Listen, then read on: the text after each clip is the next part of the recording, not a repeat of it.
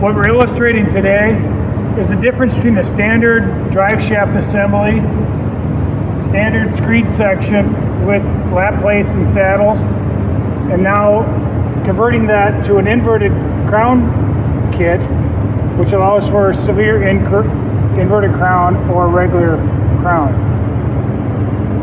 The difference is this is our standard drive shaft.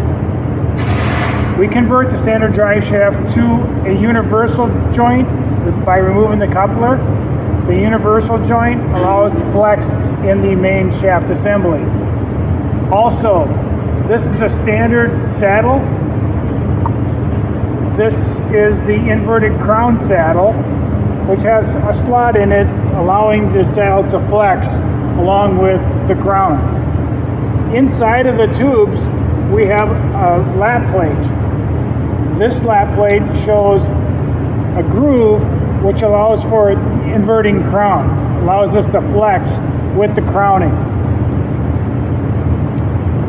Up on the backbone, you see our normal turnbuckle assembly with our normal backbone position.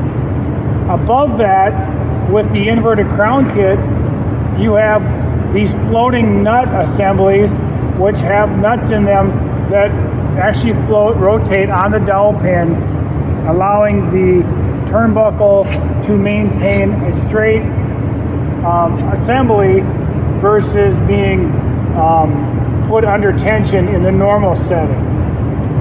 In the normal setting, with the normal drive shaft, you will achieve 1.5 to 2 inches of inverted crown before you stress the shaft and the turnbuckle too much. With the inverted crown assembly, you will get 3+ inches by moving the turnbuckle up to the top and utilizing the U-joint and special lap plates and saddles.